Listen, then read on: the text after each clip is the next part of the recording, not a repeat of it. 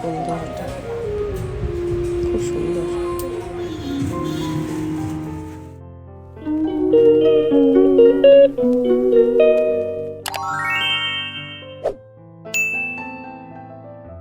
সুপ্রভাত বন্ধুরা, সকাল সকাল স্নান টান সেরে কর্তাকে নিতে চললাম শ্রীরামপুর জগন্নাথ মন্দিরে।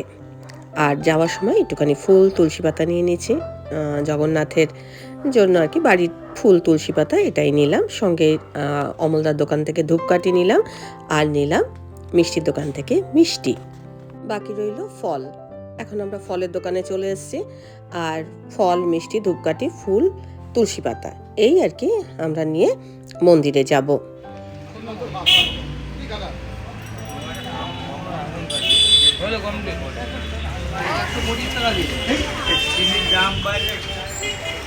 হ্যাঁ, ব্যাগ নিলাম না।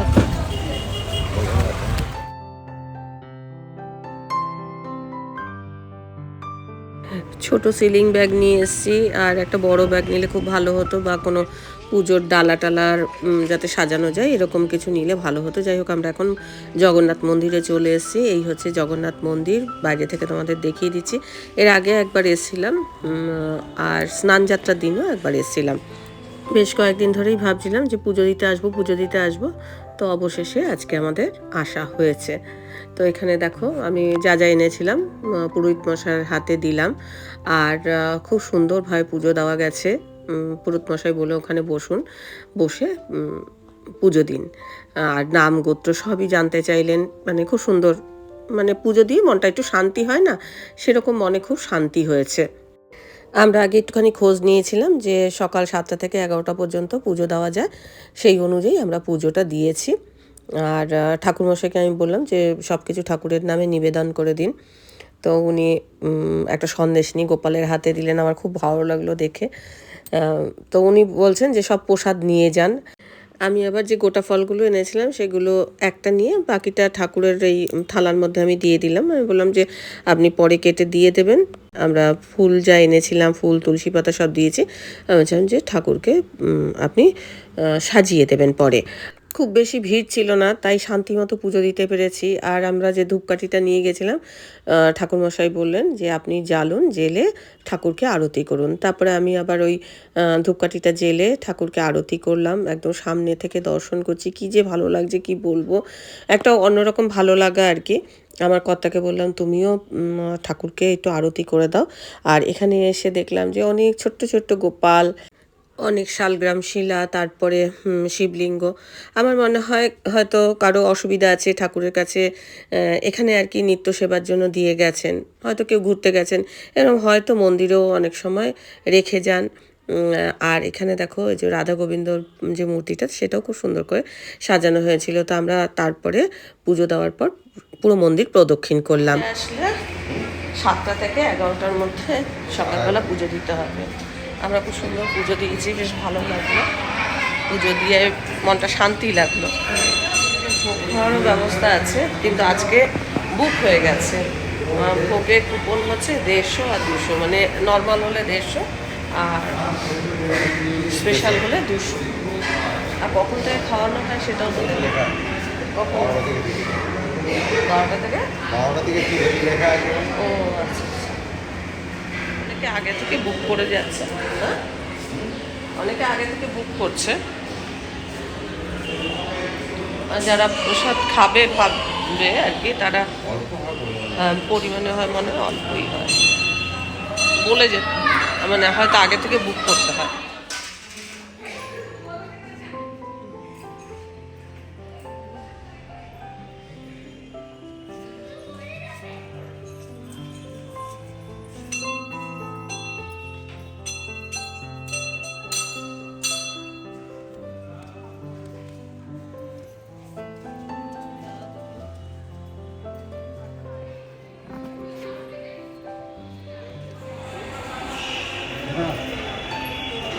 এখানে গ্রহরাজেরও মন্দির আছে।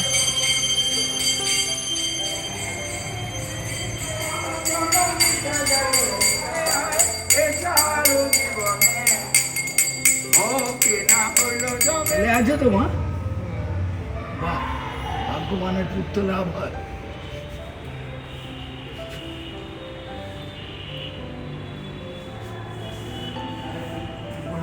ভগবান বিষ্ণু মঙ্গলম পুণ্ডরীকাক্ষ মঙ্গলম গরুড়ধ্বজ মঙ্গলাজ।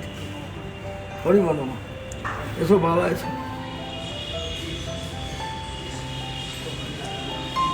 ভগবান বিষ্ণু মঙ্গলম পুণ্ডরীকাক্ষ মঙ্গলম গরুড়ধ্বজ মঙ্গলাজ। বলো ভগবতী বাসুদেবায়। পরিবার পরিবার পরিবার, আমার জীবন সার্থক হয়ে গেছে। সকালবেলা দিয়ে যাও। হ্যাঁ কেন? ওরা করবে মা, আর কখন নেবেন? ছেলেটাকে দেবে। হ্যাঁ,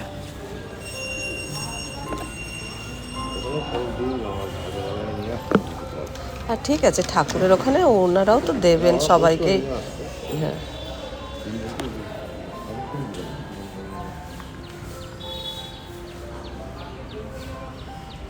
আজকে পুত্রে যা একাদশী।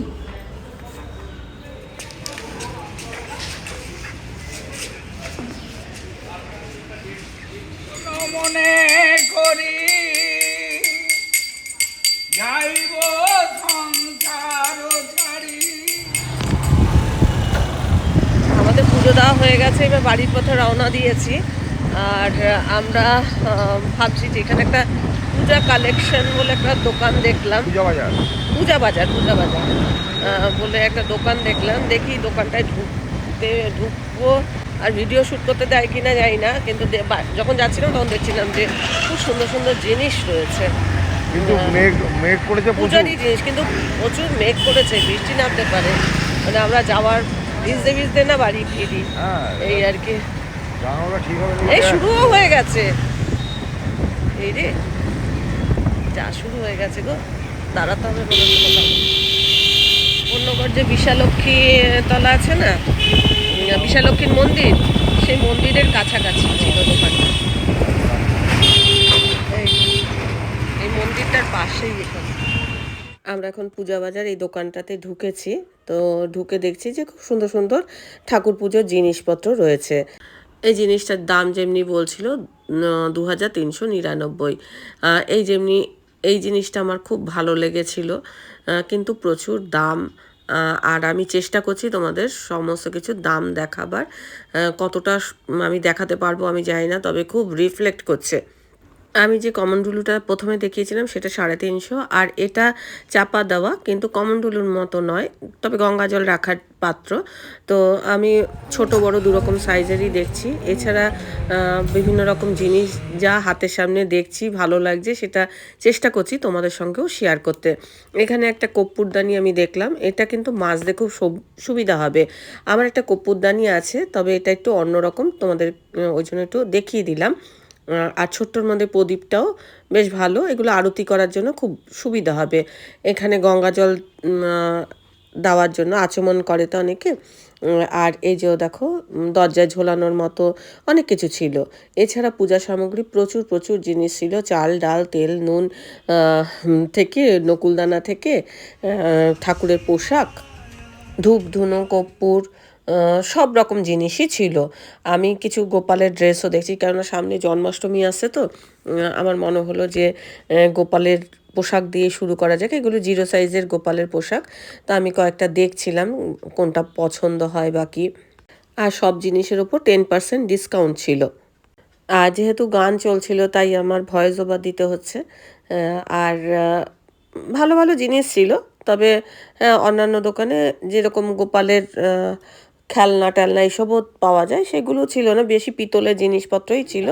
আর পূজা সামগ্রী বলতে গেলে ওই চাল ডাল তেল নুন, মানে একটা ঠাকুর পুজো করতে যা লাগে। ঠাকুরের বিভিন্ন রকম গয়নাগাটি ছিল। আমার কর্তা আবার সত্যনারায়ণের পাঁচালিটা দেখলো। এই জিনিসটার দাম যেমন 1500 টাকা। এছাড়া বিভিন্ন রকম ঠাকুরের ফটোও ছিল, মূর্তি যেরকম ছিল আবার ফটোও ছিল। তো ফটোগুলোর দাম তো তোমরা দেখতেই পাচ্ছ, দাম সব লেখা রয়েছে। অনেকে ঠাকুরের এরকম ফটোও কেনে, আবার কেউ কেউ পিতলের মূর্তিও কেনে। ভালো লাগছে আমার।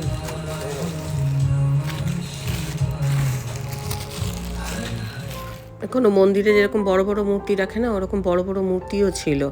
আর এগুলো কি বলতো ওই রকম পালিশ না, যেরকম এইগুলো চকচকে পালিশ করা, আবার অ্যান্টিক লুকেরও অনেক মূর্তি ছিল। যাই হোক, তোমাদের একটুখানি আমি ঘুরিয়ে দেখিয়ে দিচ্ছি। এটা ছিল পিতলের কালেকশন। আর এই বাটিটা বেশ ভালো লাগছিল, তো অন্যরকম স্টাইলে, তাই আমি দেখাচ্ছিলাম যেগুলো একটু অন্যরকম ধরনের জিনিস, সেগুলোই আমি তোমাদের সঙ্গে শেয়ার করবার চেষ্টা করছি। পূজার থালি ছিল, গোপালের আসন থেকে আরম্ভ করে অনেক কিছুই ছিল। আর এখানে যেই জিনিসগুলো ছিল এগুলোর কোনো ডিসকাউন্ট ছিল না। এইখানে চামরটা যেটা দেখছো, চামর না, ময়ূরের পালক, এটা 250 টাকা দাম ছিল। আর পুরো আমি দোকানটা একটু ঘুরিয়ে ঘুরিয়ে তোমাদের দেখিয়ে দিলাম।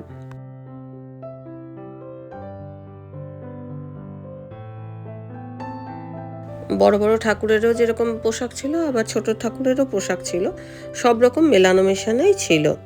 হ্যাঁ, আমি আবার বলছি যে আমার যা প্রয়োজন আর কি, সেটা আমি ওদের বোঝাবার চেষ্টা করছি যে এই জিনিসগুলো আছে নাকি। তো সব কিছু দেখলাম, নেই, আমি যা চাইছিলাম সেগুলো সব নেই। এটা 0 সাইজের একটা গোপালের জামা দেখছি, আমি বলছিলাম যে এর থেকে বড় সাইজের আছে কি না। তবে জিনিসের দাম একটু বেশি বেশি মনে হচ্ছিল আমার। এই মুকুট টুকুটগুলোর দামগুলো বড্ড বেশি মনে হচ্ছিল। জামাগুলো মোটামুটি ঠিকঠাকই ছিল। আর এগুলো কি চন্দ্রিকা, মাথায় নাকি রাধারানী লাগায়। তো আমি আবার জানতাম না, আমি কি এগুলো জিজ্ঞাসা করছিলাম। যাই হোক, যাদের বড় বড় ঠাকুর আছে অনেকেই তো সাজায় এসব জিনিস দিয়ে। তো আমি চেষ্টা করছিলাম আর কি কিছুটা জিনিস দেখিয়ে আর তোমাদের দামগুলো শেয়ার করবার, একটা আইডিয়া পাবে বলে আমি এটা আর কি আমার মনে হলো যে একটুখানি শেয়ার করি। সব বড় ঠাকুর এই জিনিস দেখতে ভালোই ছিল, আমার যেমনি এই ফুলের সাজিটা বেশ পছন্দ হয়েছে। দেখি এই ফুলের সাজিটা আমি নেব মনে মনে ভাবছি। আর এই যে শঙ্খটা, আমি ওদের জিজ্ঞাসা করছিলাম যে বাজে নাকি, ওরা বলছিল বাজে। বিষ্ণু আর মা লক্ষ্মীর ছবি ছিল, এর মধ্যে মূর্তি ছিল।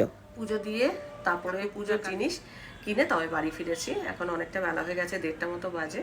এরপর রান্নাবান্না করতে হবে, কিন্তু তার আগে আমি কিছু জন্মাষ্টমী উপলক্ষে প্রত্যেক বছর কিছু না কিছু কিনি, এই বছরও কিছু কিনেছি, সেটা তোমাদের দেখিয়ে দিই। জন্মাষ্টমী পুজো বাজারই বলতে পারো। এরপর যদি কিছু কিনি সেগুলো তো আলাদা ব্যাপার, কিন্তু আপাতত কয়েকটা জিনিস আমি জন্মাষ্টমী উপলক্ষেই কিনেছি।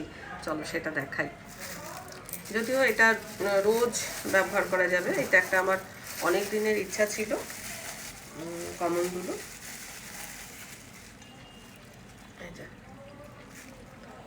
এই একটা কেনা হয়েছে, ঠাকুরকে আর কি স্নান করাতে সুবিধা হবে, এটা রেগুলার ব্যবহার করব এই ভেবে। তবে এখন ব্যবহার করবো না, জন্মাষ্টমীর সময় আর কি এটা উদ্বোধন করব। এই একটা। এবার এই হচ্ছে গোপালের এই বছরের পুজোর জামা, জন্মাষ্টমীর জামা, জন্মাষ্টমী থেকেই জন্মদিনের জামা। হ্যাঁ, গোপালের জন্মদিনের জামা। এইটা দিয়েই আমি পুজো বাজার প্রত্যেক বছর শুরু করি। পুজো বাজার যাই করি না কেন, এটা দিয়েই আমি শুরু করি। তো এই হচ্ছে আমার গোপালের জামা, আর এইটা হচ্ছে আমার বোনের গোপালের জামা। ওর তো 0 সাইজ, তো এই দুটো জামা কেনা হয়েছে। আর আরেকটা জিনিস কেনা হয়েছে, সেটা হচ্ছে এটা হচ্ছে স্পেশাল, এই বছর কিনলাম। এটা আমার খুব মানে ইচ্ছা ছিল কেনার, অনেককে দেখেছি, আমার দেখে ভালো লাগতো। জানি না এটা কালো হয়ে যেতেও পারে, কালো হয়ে গেল, যাই হোক যত্ন করে করে রাখবো। আর তোমরা অনেকে বলছিলে যে দিদি একটা ফুলের সাজি কেনো। ফুলের সাজি তো ধরো আরও একটা আছে, বেতের ফুলের সাজি আছে, আর এইটা একটু দেখে ভালো লাগলো, তাই এটা কিনলাম। এই হচ্ছে আমার পুজোর মানে জন্মাষ্টমী উপলক্ষে কয়েকটা জিনিস কেনা হলো। এরপর মানে পুজোর জামা, গোপালের জামাও কেনা হয়ে গেল, আর এই যে পুজোর জিনিসপত্র যা সেটাও কেনা হয়ে গেল।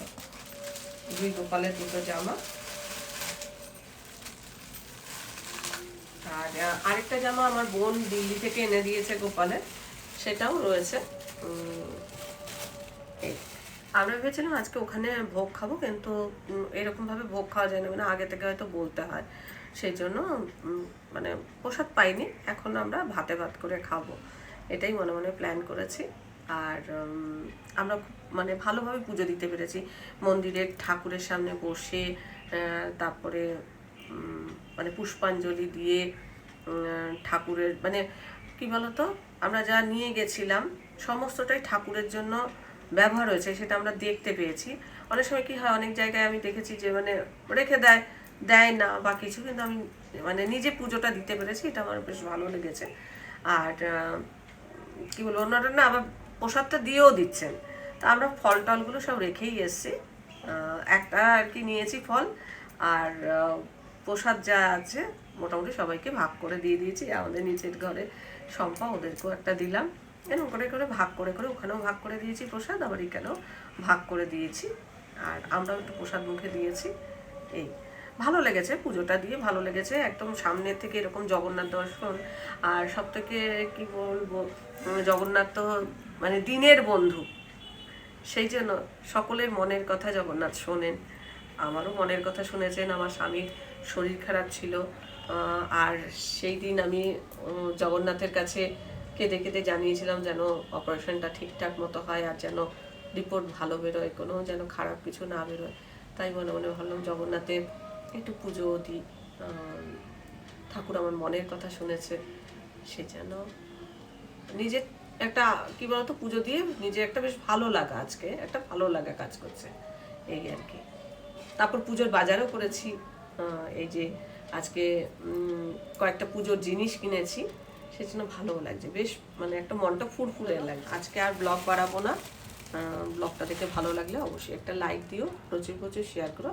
আমার চ্যানেলটা ভালো লাগলে অবশ্যই সাবস্ক্রাইব করে আমার পাশে থেকেও। আজকের পর্বটা নিয়ে এখানে শেষ করছি, দেখা হবে নতুন একটা পর্ব নিয়ে, নতুন কিছু নিয়ে। ততক্ষণের জন্য টাটা।